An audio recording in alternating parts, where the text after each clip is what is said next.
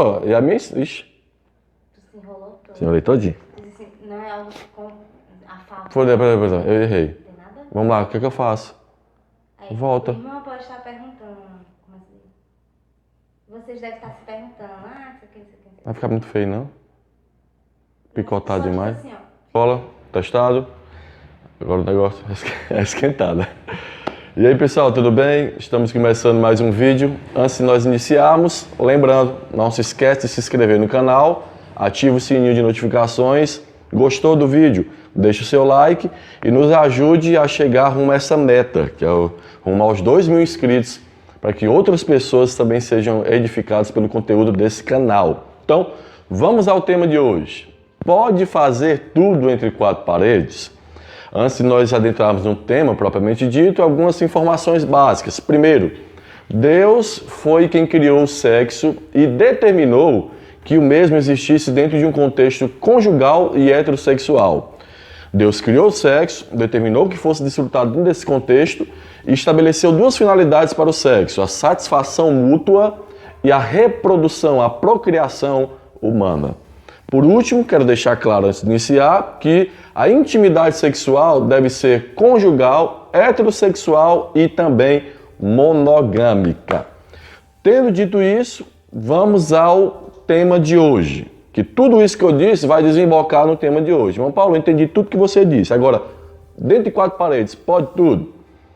Quando falo de tudo, tem muitas coisas que envolvem esse tudo, mas eu vou me referir apenas acerca de 5 destas coisas que envolvem este tudo. Em primeiro lugar, temos o sexo anal.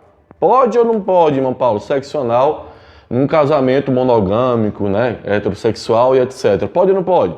Bom, existem textos bíblicos dizendo que a prática do sexo anal ela é proibida dentro de um contexto pré-conjugal, seja ele homoafetivo ou heterossexual. Mas não existe nenhum texto bíblico dizendo que é proibido ou ordenado por Deus a prática do sexo anal, no casamento de um marido com a sua esposa. Não tem nenhum texto bíblico proibindo e nem apresentando Deus ordenando esta prática no casamento. Deus simplesmente silencia quanto a esta questão. Agora, existem alguns que pensam diferente e que acreditam, que entendem, segundo a sua compreensão, que o sexo anal é pecado. Não, irmão Paulo, o que você está falando aí é uma tolice, é antibíblico, é uma blasfêmia. E normalmente aqueles que pensam dessa forma utilizam-se dos seguintes argumentos. Primeiro, dizem a maioria deles que é sodomia a prática do sexo anal. Mas quem entende o mínimo possível desta palavra sodomia que aparece na Epístola de Paulo aos Coríntios, sabe que ela está inserida dentro de um contexto histórico, cultural e geográfico. E o contexto histórico, cultural, geográfico que está inserido nessa palavra nos mostra que é uma prática homoafetiva, ou seja, era prática do sexo anal realizada entre homossexuais, conforme a revelação que temos no livro de Gênesis. Já outros dizem que não pode essa prática do sexo anal porque é um pecado contra o meu corpo, que é templo do Espírito Santo, mas da mesma forma esse argumento não resiste a uma análise bíblica, porque se você pegar todos os textos que falam sobre a necessidade de se cuidar do corpo, que é templo do Espírito Santo, você vai ver que em nenhum deles o contexto é a prática do sexo anal. Faça uma análise. Irmão Paulo, não pode porque é algo antinatural. Esse é o argumento mais desprovido de argumento de base bíblica e mais desprovido de coerência. Não tem base bíblica para esse argumento dizendo que é antinatural. Onde é que está escrito isso? E não tem coerência porque a maioria daqueles que dizem que é antinatural, dizem que é antinatural quando se trata do sexo anal, mas utilizam outros membros do seu corpo para cumprir os fins que não são específicos, fins que são, do ponto de vista deles, antinaturais. E por último, nós temos aquele argumento dizendo que não pode o sexo anal porque a finalidade do sexo é apenas a reprodução. Foi o que eu disse no começo. O sexo não tem como finalidade apenas a reprodução, mas também a satisfação. E uma prova disso é que Deus inspirou um livro poético chamado Cantares de Salomão, que fala exatamente de uma maneira poética acerca da satisfação sexual e da forma como aquele casal no livro se relacionam sexualmente, visando naquele momento apenas a satisfação. Então, não tem base para dizer que é proibido. Assim como não tem base também para você dizer que tem que ter sexo anal no casamento, como se fosse algo obrigatório, sendo que não é. Assim como não tem base para você querer tanto sexo anal que faça de maneira displicente sem ter os cuidados básicos de higiene. Assim como também não tem base para você praticamente querer coagir ou obrigar a sua esposa a ter esse tipo de relação como se fosse obrigatório, sendo que não é. Então, resumo, Deus simplesmente silencia, não proibindo e nem ordenando, deixando a critério de cada casal escolher segundo o diálogo, segundo os gostos e segundo o bom senso de cada um. Tá beleza? Terminamos a parte do sexo anal, agora vamos continuar. E o sexo oral, irmão Paulo, que é outra questão também, não tão polêmica quanto o sexo anal. Sexo oral, pode, não pode.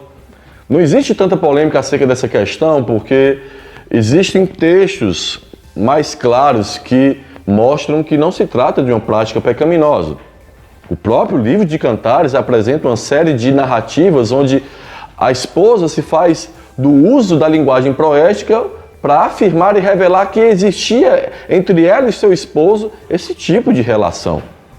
Então, de fato, Deus não ordena que tem que ter, que deve ter. Mas Deus, através principalmente das narrativas de Cantares, mostra que não é algo pecaminoso. É tanto que não é pecaminoso que Deus inspira esse livro para fazer parte da Escritura. Se você não gosta, querido, beleza. Você tem o total direito para decidir o que quer. Agora entenda uma coisa, não confunda gosto pessoal com pecado. Não é porque você não gosta que tem que ser tratado como um pecado. Porque nem mesmo Deus age assim. Você não gosta, mas não trate como pecado, porque nem mesmo Deus, conforme nós vemos principalmente em Cantares, trata como uma prática pecaminosa. E um outro tipo de relação que nós temos é a relação chamada de sadismo e sadomasoquismo. O que é isso, irmão Paulo? O sangue de Jesus tem poder, né? Sadismo e sadomasoquismo trata-se de uma relação sexual que faz o uso da agressão contra si mesmo ou contra o outro, a fim de se alcançar a satisfação sexual. E quando eu falo de agressão, servo de Deus e serva de Deus. Eu não estou falando do tapinha não, viu? Né? Do um beliscãozinho. Não, estou falando de agressão, é de murro mesmo. De agressão mesmo que eu estou falando. Sadismo e sadomasoquismo é isso, é quando você se faz do uso da agressão contra você ou contra o próximo, a fim de na relação sexual ter satisfação, gozo e prazer. É bíblico? Com toda certeza, meu irmão, não é.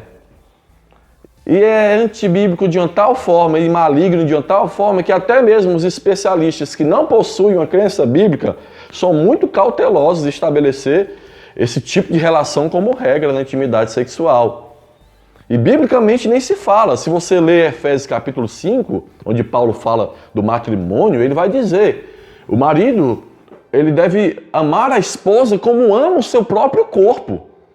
E quem em estado de plena e boa consciência de saúde mental ama o seu próprio corpo, ele não vai agredir o próprio corpo. Quem está bem mentalmente não vai agredir o seu próprio corpo. E Paulo está dizendo: ame sua esposa como você ama o seu próprio corpo. Devemos amar o nosso corpo e devemos amar a nossa esposa como amamos o nosso corpo, diz o apóstolo Paulo. Em 1 Coríntios 7, você vai ver Paulo dizendo que o corpo da esposa é do marido e o corpo do marido é da esposa. E ambos devem tomar posse do corpo um do outro, não para gerar dor, mas para gerar satisfação e o prazer sexual. Pedro, escrevendo aos maridos, ele vai dizer que os maridos devem ter cuidado com a sua esposa, porque são vasos frágeis que precisam do nosso cuidado. São 3 textos que claramente, irmãos, reprovam esse negócio de marido ficar batendo na mulher, mulher no marido, para ter prazer sexual. Esse negócio aí não é de Deus, não. Tá bom? Vamos continuar? Em 3º lugar, nós tratamos desse ponto. Em 4º lugar, nós vamos tratar de uma outra questão também muito perguntada e muito polêmica, que é a seguinte: irmão Paulo, eu posso fazer o uso de fantasias, né, na minha intimidade sexual? Tem gente que faz, meu filho. Você deve dizer assim, ô besteira, mas meu filho, esse universo da sexualidade é um universo assim que você navega. Tem gente que gosta. Fazer uso de fantasia. Pode, irmão Paulo, fazer uso de fantasias? O uso de fantasias em si mesmo não é ruim. Não é uma prática pecaminosa, não tem nenhum texto ordenando e nem proibindo, tal como o sexo anal. O mesmo argumento eu uso. Não é proibido e não é ordenado. Quer fazer, meu filho? Dá lugar, pode fazer. A mulher quer que tu faça e tu quer fazer também? Pode dar lugar, meu filho. Agora, tome alguns cuidados. Primeiro, o cuidado de achar que isso tem que ser obrigatório na relação, sendo que não deve ser obrigatório.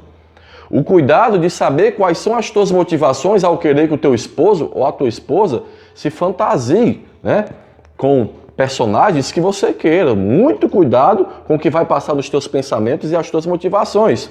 E cuidado para não concentrar o teu prazer na fantasia, esquecendo que o teu prazer deve estar concentrado no corpo da tua esposa e a esposa no corpo do marido, não nas fantasias que eles fazem para agradar um ao outro. Bom, e por último nós temos a questão não menos importante, que é, irmão Paulo, pode ou não pode ter relação sexual para dar uma pimentada com minha esposa, com meu esposo, assistindo filmes eróticos, filmes pornográficos? É possível?